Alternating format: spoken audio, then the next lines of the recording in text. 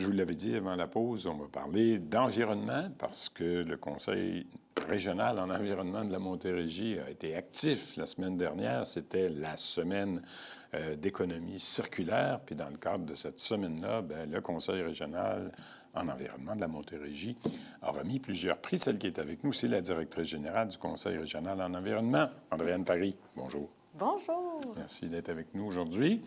Vous ne pouviez pas être là la semaine dernière parce que vous aviez plein d'événements, parce que c'était la semaine de l'économie circulaire. Je pense que c'est national, cette semaine-là. C'est la semaine montérégienne. C'est la semaine montérégienne. Oui, c'est ça. C'était notre 5e édition la semaine dernière. Exact. Vous aviez un événement du côté de Belleuil, si ma mémoire est bonne, entre autres. Oui. Parce que c'était pour un peu, je présume, faire le tour et le bilan de ce qui se passe au niveau de l'économie circulaire à Montérégie. Exactement. C'est toujours, à chaque année, on essaie de faire toute une semaine de programmation. Donc, on a des événements en ligne, on a des visites aussi sur le terrain pour mieux comprendre là, tout ce qui se passe. Et on termine toujours la semaine avec une journée en présentiel où on fait un peu état de ce qui se passe. On montre les bons coups, mais aussi on veut s'inspirer d'ailleurs aussi. Donc, on essaie aussi d'aller dans l'innovation puis dans l'inspiration, autant pour les entreprises, les municipalités, les développeurs économiques. Donc, comment qu'on peut faire plus circulaire. Alors qu'est-ce qui se passe à Montérégie au niveau de l'économie circulaire? Est-ce que ça va bien, pas bien? On en a déjà parlé ici de certaines entreprises là, qui contribuaient à l'économie circulaire à Montérégie. Il y en a toujours un peu plus depuis ce temps, j'espère. Oui. J'essaie de rapidement refaire mon chiffre, mais je crois qu'on est... il y a plusieurs animations, organisations, dont le CRUM et plusieurs autres aussi, qui participent à animer le territoire pour aller chercher plus d'entreprises, puis les accompagner dans cette transition-là aussi, puis dans la recherche d'idées aussi. Oui, c'est ça, d'idées, de produits aussi qui peuvent contribuer à l'économie circulaire. Exactement. Donc, là, on a un objectif là, avec la feuille de route en économie circulaire de la région d'atteindre un 750 entreprises. Donc, dans les synergies, on est rendu à 450 quasiment. Donc, il y a 450 entreprises de la Montérégie qui participent. Qui participent aux activités des animateurs qui ont déjà, se sont déjà posé des questions pour faire des synergies. Donc, ça va bien. On a des entreprises très fortes, que c'est récurrent, d'autres qui sont en mode exploratoire. Donc, on accueille tout le monde aussi dans ces choses-là. Puis, il y a beaucoup de questions aussi cette année. La semaine, on a parlé de textile, mais on a aussi parlé de boucle énergétique, parce que l'économie circulaire, oui, c'est les matières résiduelles, comment qu'on peut optimiser. C'est ça, pour le vulgariser puis l'expliquer un petit peu, l'économie circulaire, ce sont des entreprises qui participent, qui recyclent, dans le fond, des produits qui ne l'étaient pas auparavant. Puis l'exemple que vous avez souvent donné, c'est celui de la drèche de bière. Il y a des brasseries en Montérégie qui fabriquent de la bière. Il y a des résidus, et ces résidus-là, plutôt que de les jeter carrément, là, il y a des entreprises qui s'en servent pour recréer d'autres produits. Je pense à des boulangeries. Exactement. Ça peut être mais il y a aussi toute l'éco-conception des produits, comment on s'approvisionne localement. Donc, cette année, on avait tout un atelier sur l'éco-conception pour avoir le moins de déchets possible aussi à la base. Donc, on a parlé de boucle énergétique aussi. Et il y a beaucoup d'exemples aussi, tant en agroalimentaire que dans tout le textile, par exemple. Avez-vous des beaux exemples à nous donner? Bien oui, on a eu... En fait, on a terminé en plus la journée avec la remise de prix circulaire Conscience. Conscientia. Oui, c'est ça. Vous aviez un gala au cours duquel vous avez remis plusieurs prix pour justement des entreprises qui participent à l'économie sociale, à l'économie circulaire. Oui. Et qui ont des projets peut-être innovants ou spéciaux ou particuliers. Oui, c'est ça, des projets en tout cas qui ont marqué notre jury parce qu'on a quand même reçu près d'une trentaine de candidatures pour ce prix-là. Puis, on a eu des exemples d'entreprises, mais aussi d'OBNL, de milieux municipaux. Puis, je peux en nommer quelques-unes dans nos lauréats. La première, je pense, votre catégorie, c'était petite entreprise. Oui. Et puis, c'est Oliméga. ferme Oui, qui a mérité les grands honneurs. oui, exactement. Mais encore. Oliméga, c'est une entreprise qui fait de l'huile de caméline, qui est une espèce indigène au Québec qui produit de l'huile. Vous pouvez l'acheter. C'est une herbe? Un fruit? C'est, dans le fond, c'est un peu la graine de la caméline qui est broyée pour OK. extraire l'huile. Et il y a des résidus qui sont associés à ça. Et donc, elle a trouvé plein de produits intéressant pour le milieu particulièrement animal, la nourriture pour les chiens, les croquettes pour chiens, pour revaloriser son déchet puis créer une valeur très ajoutée. Donc, c'était vraiment intéressant. Puis c'est des gros volumes aussi Où qui sont... sont-ils? Je crois qu'ils sont dans le Haut-Richelieu, si je ne me trompe pas, mais là, c'est Je mon les connais erreur. pas.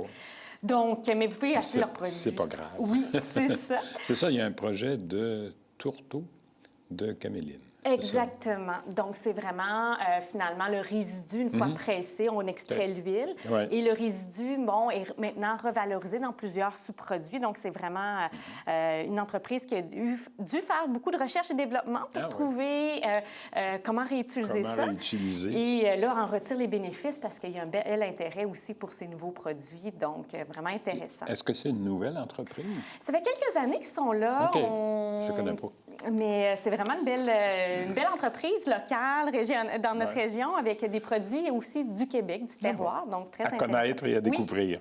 Votre deuxième, c'est le prix moyenne et grande entreprise. Vous avez ciblé l'imprimerie de Sainte-Julie comme étant lauréat. Donc, Imprimerie Sainte-Julie a remporté particulièrement parce que, dans le fond, vous savez, quand on fait des étiquettes, par exemple, là, qu'on colle sur nos boîtes d'envoi ou des choses comme ça, il reste toujours une pellicule à l'arrière de l'étiquette collante. Ben oui. Donc, eux envoient des étiquettes comme ça à plusieurs de leurs clients. OK. Et cette pellicule collante-là, ils ont su qu'il y avait une valorisation possible avec Soprema, qui est pour faire des travaux, ils font des matériaux de construction. Et ils ont offert le service à l'ensemble de leurs clients de conserver ces pellicules-là. Ça s'appelle des glacines. Des glacines, exactement. Ouais. Vous êtes expert maintenant. Non, j'ai lu votre communiqué. Et donc, ils vont les récupérer chez chacune des entreprises auxquelles ils fournissent des services, des étiquettes, et vont finalement les retourner chez Soprema pour qu'elles soient recyclées. Et c'est recyclé. Exactement. Et c'est nouveau, j'imagine? Oui, c'est ça. Ben, c'est une belle une débouchée là, qu'ils ont développée dans les dernières années. OK. Votre prix au BNL, maintenant, des organismes à but non lucratif, est allé à Cyclo, centre, le magasin de l'événement. Recyclocentre, qui est une ressourcerie, en fait, qui va recevoir beaucoup une friperie, mais aussi des dons de vêtements, mais de toute autre chose, verre, vaisselle et tout ça. Mais dans ce cas-là précis, je pense que c'est la récupération du textile ou la réutilisation du textile. Oui, c'est ça. Donc, ils ont beaucoup d'invendus. Donc, ils se questionnaient quoi faire avec ces invendus-là. Et finalement, avec un groupe de recherche puis avec des experts, ils se sont mis à faire des panneaux isolants avec le textile invendu, qui est encore de bonne qualité, mais ils ont pu le broyer, faire des panneaux isolants, puis ils sont en train de commercialiser finalement leurs produits pour pouvoir les rendre accessibles au marché. Absolument. Puis eux sont situés où? À Sorel. Est-ce qu'on le sait? Oui, à Sorel. Oui. OK. Ensuite, vous aviez le prix municipalité et institutions. Institutions politiques. Publiques, pardon. Vous avez ciblé cette fois-ci la MRC Roussillon. Oui, puis c'est intéressant parce que c'est... Mais je pense qu'il y avait aussi là, un paquet de partenaires là, qui se sont Exactement, joints. ce que j'allais dire. Ils ont même fait des synergies au niveau des partenaires parce qu'ils ont mutualisé un service. En fait, la MRC Roussillon s'est dit, on a tellement de producteurs maraîchers à proximité, pourquoi qu'on n'a pas suffisamment de produits locaux sur la table de nos CPE, de nos RPA, de toutes nos institutions. Donc, ils ont mis en place un système de jumelage, donc pendant la période estivale. Projet B2B. Oui, B2B. Donc, un jumelage de, finalement, les maraîchers peuvent identifier qu'est-ce qu'ils ont à vendre, les surplus, des fois les déclasser. Et les restaurateurs, les CPE, ils peuvent tout aller s'approvisionner via cette plateforme-là, puis de produits locaux. Donc, c'est en collaboration avec les MRC, là, Jardin de Napierville. Et à bon prix, j'imagine aussi? Oui. Parce que c'est ça, il y a les MRC de Napierville, les Jardins de Napierville, le MRC Vaudreuil-Soulanges, il y a une autre MRC aussi, Beauharnois, Oui. et des complices alimentaires aussi. Exactement. Qui contribuent au succès de ce projet-là. Exact. Puis MRC Roussillon, pour ceux qui ne le savent pas, c'est dans le coin de la Prairie, Napierville et compagnie. C'est la plus grande MRC au Québec en termes de territoire. Oui, de population. De population. Oui. Puis le territoire est grand aussi. Oui. Et votre dernier prix, c'était un prix coup de cœur que vous avez attribué à Alternative alimentaire pour la mise en marché solidaire. Oui. Et anti-gaspillage. Exactement. C'est qui, ça? Alternative alimentaire, c'est un très bel OBNL qui œuvre à aller récolter souvent des... par exemple, on a un maraîcher, il y a des produits déclassés qui ne seront pas vendables sur en épicerie.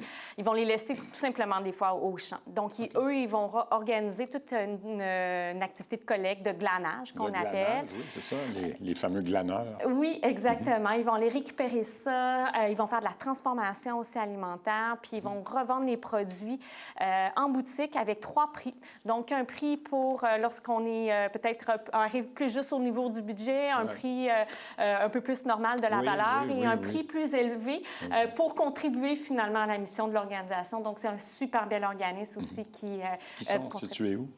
Là, je vous ai tout le temps. Dans le coin, je dirais, Jardin de Napierville aussi, et tout ça. Là, ça aurait du sens. Oui, c'est ça.